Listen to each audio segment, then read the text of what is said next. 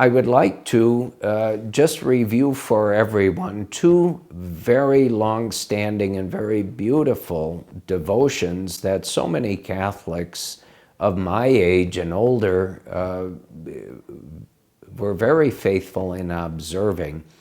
And I have had people ask me from time to time, can they still observe these devotions? The two devotions are the First Friday devotion of making 9 consecutive First Fridays of going to Mass, receiving Holy Communion, specifically on that First Friday of each successive month, in observance of what St. Margaret Mary Alacoque, based on the appearances of our Lord to her, promoted as devotion to the most Sacred Heart of Jesus. But let me, just so I don't get the order of promises which our Lord made to St. Margaret Mary, to all Catholics who faithfully observe this devotion, I wrote down the order, so I'm going to have to read this to you. But he asked all Catholics to go to Mass, receive Holy Communion,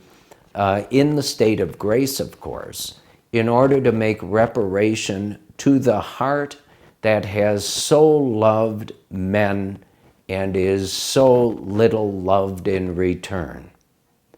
And to do this, our Lord promised that if you and I make these 9 First Fridays faithfully and again receive Holy Communion in the state of grace, he promises to you and me final perseverance in the Catholic faith, the promise to be able to receive the last sacraments and in death be in the state of grace, and to receive the consolation of his most Sacred Heart at the moment of death. It's a beautiful devotion and something we all should commit ourselves to. So it's 9 consecutive First Fridays.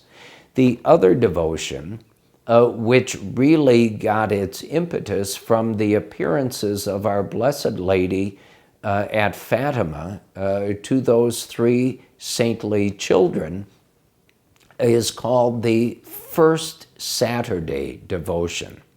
So we have First Friday concentrating on devotion to the most Sacred Heart of Jesus. 5 First Saturdays is the requirement for this devotion, and it's very similar to the First Friday.